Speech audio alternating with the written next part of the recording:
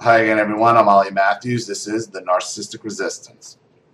And this resistance video is a sponsored video sponsored by Kathy for Tori. And you guys all know Tori and the adventures of Scat Granny.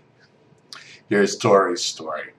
Hi, Ollie. I made a mistake and called Scat Granny after needing a ride home and being too tired to walk 3 miles. Now she's going to hound me about if she has to come get me. I haven't rode in the P-Mobile in about 5 months, and guess what? It's worse than even Scat. Been wearing the same clothes for the last 5 days and showers once a week. What a lovely situation. The other day, my aunt called for Scat Granny. She wasn't home, and I told her that she needed to call back because she just left to go get food that she hides in her room. I told her that she needs to call my mother.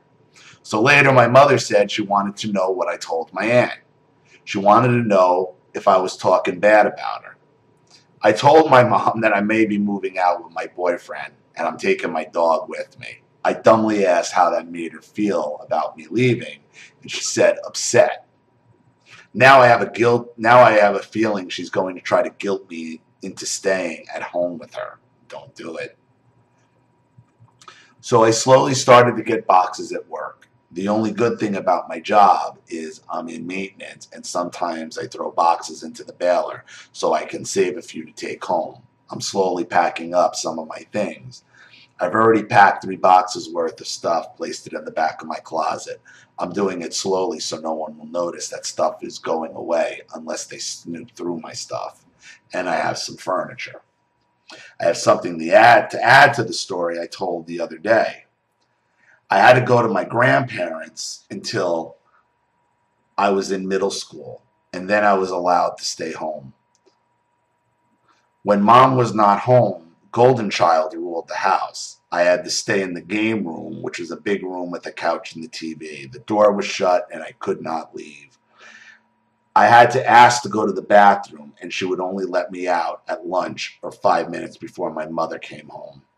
She would make stuff up if I didn't follow her rules. Someone gave us a computer, so all summer I was locked in the room. Well, not locked because it did not lock, or I would have stayed locked in my room alone. When she got bored, then I got on the computer. I have another memory from when I was in high school. I went to tech school, wanted to be a paramedic. They wanted me to be a paramedic. I watched the old TV show Emergency. It played in the 70s. That was my favorite show. I still DVR. It's on a local channel in Miami down here. I still watch I love That was my favorite show as a kid.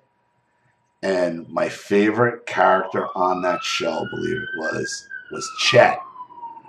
It wasn't Johnny Gage. It wasn't I can't remember. I'm drawing a blank.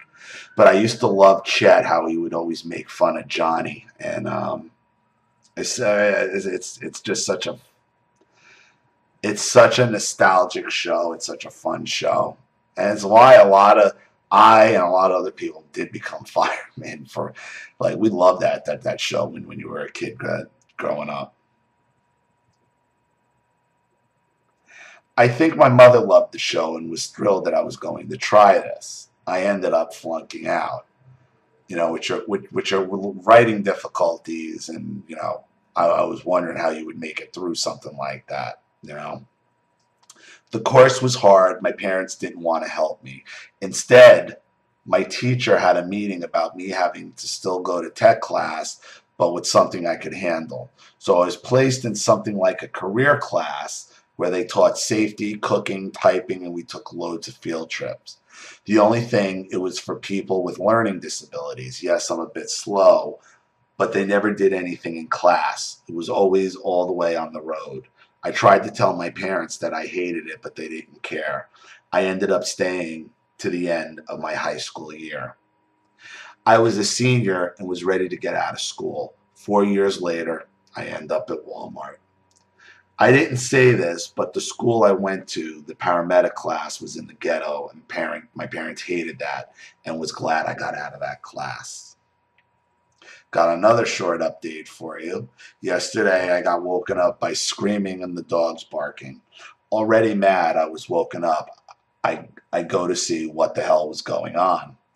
My mother was yelling at Scat Granny because she accused her of taking her car keys.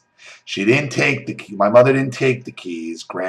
Scat lost them a few months ago. She told my mother she had money. She has her own place. I call bullshit on that. She had a cane, but she doesn't know how to use it. So she took the feet off the bottom and said that we need to go down to Walgreens to get another foot thing. Mother and father spent almost an hour, looking for it. Thanks, Ollie. More when I get paid. Tori. Well, Tori. Those are some updates, man. And you know what bothers me most about this? I think, because I've spoken to you, I know it's not a lack of intelligence with you. You had some writing difficulties, but as the way it is with schools, they want to just categorize everyone, put them in a square peg, round hole, and just get them out the door. And they don't care if you end up at Walmart. And they didn't do anything with your school skills, with your learning skills. They didn't work on your writing. They didn't work on it. Because that's what it is. You have a writing problem. I think it might be more of maybe a dyslexia thing. I don't know. I'm not sure. But it's definitely not a lack of intelligence with you. It's not. That's what bothers me. I mean, that's what really bothers me about your story, Tori. You know? It's just like you're not, I can believe you were locked away. Because when I talk to you, you talk to somebody who didn't have the greatest of social skills. And it had nothing to do with intelligence. You needed some extra work, clearly, but work that nobody wanted. They just wanted to throw you in a room and make it easy and make it easy on themselves. They didn't want to put in the work to maybe get you to where you don't end up at a Walmart. But you realize that now, and you're doing everything you can to work your way out of it. So keep doing what you're doing. I like how you're slowly packing. I like how you're transitioning to make the move out with your boyfriend, and I think that's great. I really do. So thank you for the update and the story, Tori. I really appreciate it. And thank you and I'm sorry, I forgot who the damn sponsor was. Shit, and I had it right. Oh, Kathy, I'm sorry. Thank you to Kathy. I'm sorry, Kathy. I should not have forgotten you. Sorry to Kathy. Thank you to Kathy for sponsoring the video as well. I appreciate it. Thank you to everybody watching. Please leave any opinions or advice in the comment section below.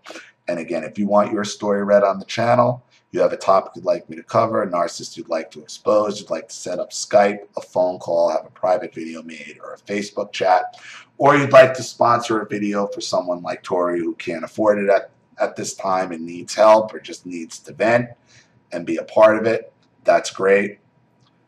Or you just want to sponsor the channel in general, new equipment, keep the lights on, the rent paid, because this channel is sponsored 100% by contributions from all of you.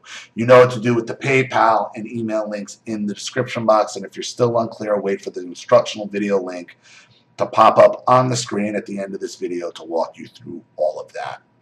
Please like and share this video wherever you can. Subscribe to my channel if you haven't. Be sure to click the subscription bell to be notified of all my video uploads.